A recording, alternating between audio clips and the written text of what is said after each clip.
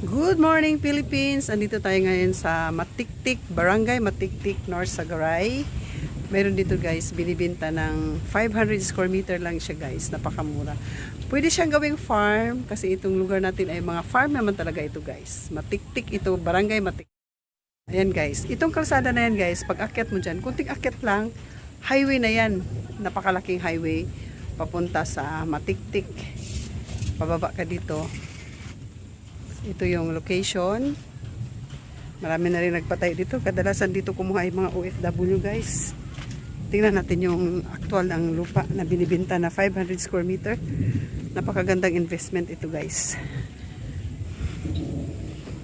Putik nga lang kasi umulan. Umulan ang tumitingin din sila ng lote. Ayan.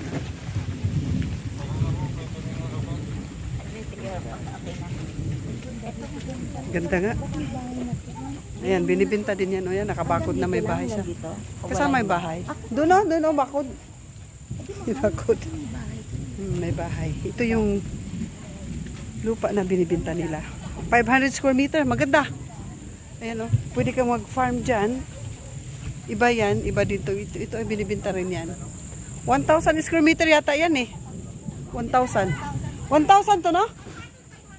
500 lang to? 500 square meter.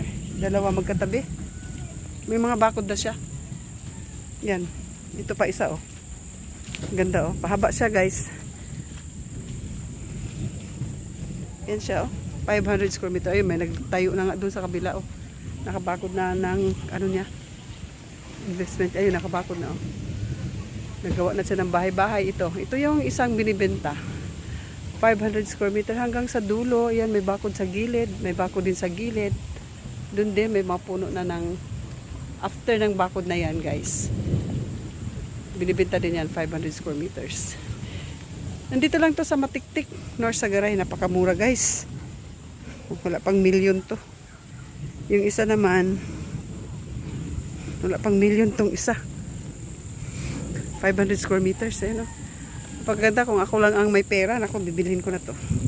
Kaso lang, wala man akong pera, kaya ito, papakita ko na lang kung sino may gusto. Mag-PM na lang kayo sa aking vlog. Lapit lang yan sa highway. Oh. Paket lang doon, highway na. Norm! Norm! Yung kalsadang malaki doon, papunta saan?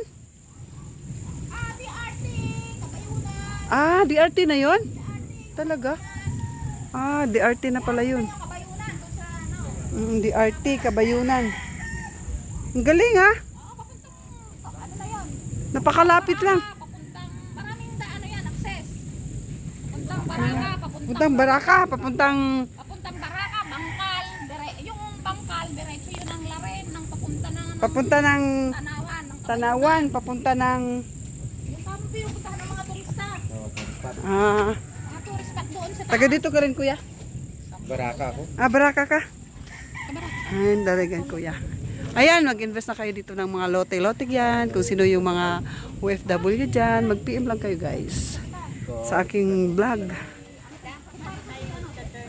Yun ang tanong. Umulan kasi. Madulas ang kalsada. Hindi na tayo makaakyat. Ito nga oh, paano napasok to dito?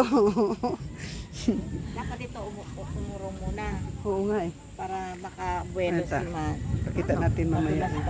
Kalsada dito, papuntang yung main road pala dito malaki, papuntang DRT, papuntang Baraka, papuntang ang ganda pala ng kalsada. Pag akyat mo dyan, highway na yan oh.